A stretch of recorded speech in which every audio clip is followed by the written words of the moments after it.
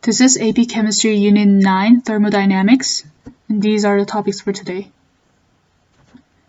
First is the first law of thermodynamics. It gives you the equation of delta E equals Q plus W, which is the heat and work, and it means that change in internal energy equals to the sum of the amount of heat supplied, which is Q, to the system, and the work done, W, on the system. You have two main types of reactions, which are endothermic and exothermic. So endothermic is the gain of heat or energy, and it means that the bonds in products contain more potential energy because heat was trapped, thus less kinetic energy. So products are at a lower temperature and energy flows from the surrounding to the system. You'll probably remember the diagram of this. So y-axis represents the potential energy, and this is the endothermic reaction, which gains the heat. And because the bonds in products contains less kinetic energy, the energy will flow from the surrounding into the system.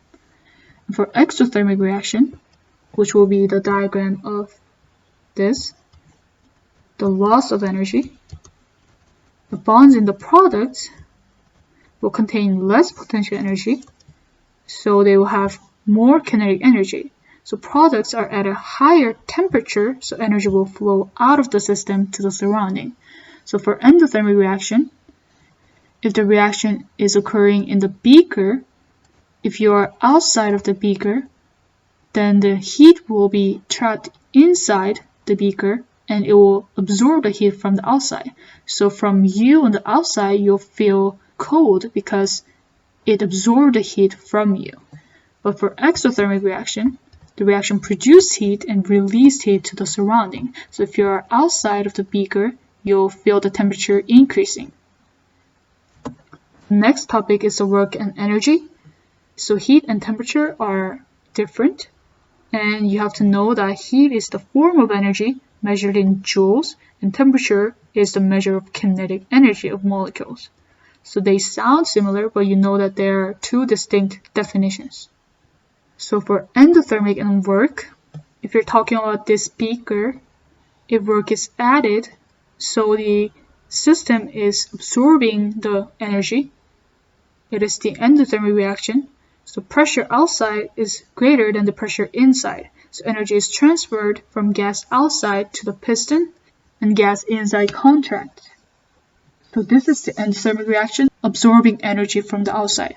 And for exothermic reaction, pressure outside is less than pressure inside, and energy is transferred from the gas inside to the piston, and gas inside expands to release the energy. So it is the exothermic reaction. You have to know the equation of work equals negative pressure times change in volume.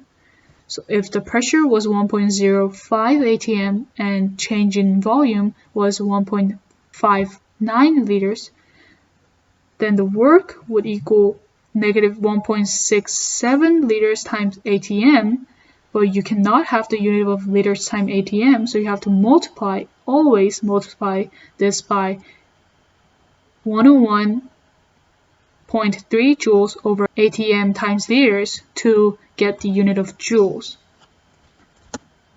So we have an example here. 1,142 joules of heat is added to a cylinder, which causes its contained gas to expand from 1.35 liters to 4.18 liters under an external pressure of 1.03 atm. Calculate the change in energy. So as we just learned from the first law of thermodynamics, we know that change in energy equals Q plus W. And we know that the Q equals 1,142 because it is the heat added. Now we have to calculate the work, which is the work that the gas did to outside. So W equals negative P delta V, negative P, which is 1.03 atm, and V, change in volume, 4.18 liters minus 1.35 liters. And then, as we just went over, you have to convert the units to the joules, which you have to multiply 101.3 joules over ATM times the liter. And now you just simply calculate this, which you get negative 295 joules. Because the work was negative, you know that the reaction was exothermic. And lastly, you have to calculate for the change in energy. Change in energy equals Q, which was 1142 joules, plus the work, so minus 295 joules, because it had the negative sign, which equals 847 joules. The unit for the change in energy was positive, which means the overall reaction was endothermic. While the work was exothermic, because a large amount of heat was added, the entire process was endothermic. Next topic is enthalpy, which is represented by the letter H. And enthalpy is the heat that is released or absorbed. Delta H equals enthalpy of products minus enthalpy of reactants. And if the enthalpy of forward reaction was negative 572 kilojoules, the enthalpy for reverse reaction will be positive 572 kilojoules. So we have an example here. How much heat is released when 3.56 grams H2O2 decomposes? So first thing you have to do is converting these grams into moles, divided by the molar mass of H2O2, which is 34.02 grams per mole. And then this will be the number of moles of H2O2. And because you know as 2 moles of H2O2 decomposes, you get the heat of negative 186 kilojoules. So you multiply this by, as 2 moles of H2O2 is decomposed, the release in energy will be negative 186 kilojoules. And then you get the answer of negative 9.73 kilojoules. So because you have the negative sign, it means that this amount of heat is released, and it is an exothermic reaction. One way to calculate enthalpy is using the bond enthalpies.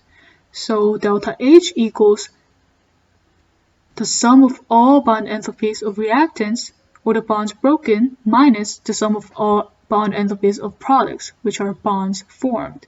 Because the bonds in the reactants have to be broken, and bonds in the products have to be formed, releasing energy, you have to do energy absorbed minus energy released.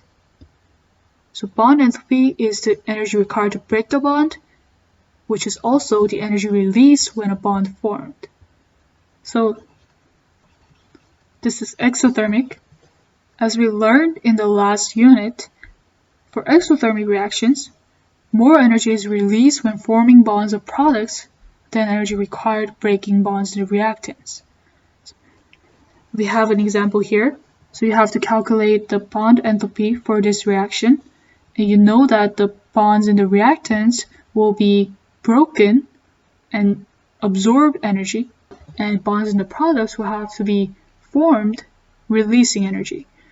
So enthalpy will equal the sum of the bond enthalpies in reactants minus the sum of the bond enthalpies in products. So you have 4 CH bonds, so 4 times bond enthalpy of CH bond, plus you have 1 O2 bond, but you have 2 of them, so you have to do 2 times bond enthalpy of O2 minus, for the products, you have 2 CO bonds, so 2 times bond enthalpy of C double bond with O, plus there's a coefficient of 2, so 2 times bond enthalpies of OH, but there are two of them, so times 2. That will be your enthalpy if you just plug in the values for H bond enthalpies.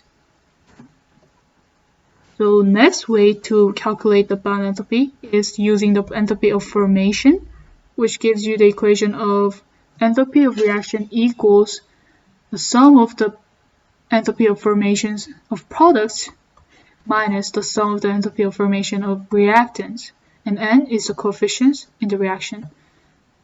And you have to know that the enthalpy of formation for metals and diatomics equals 0. So for this type of reaction, enthalpy of reaction will equal,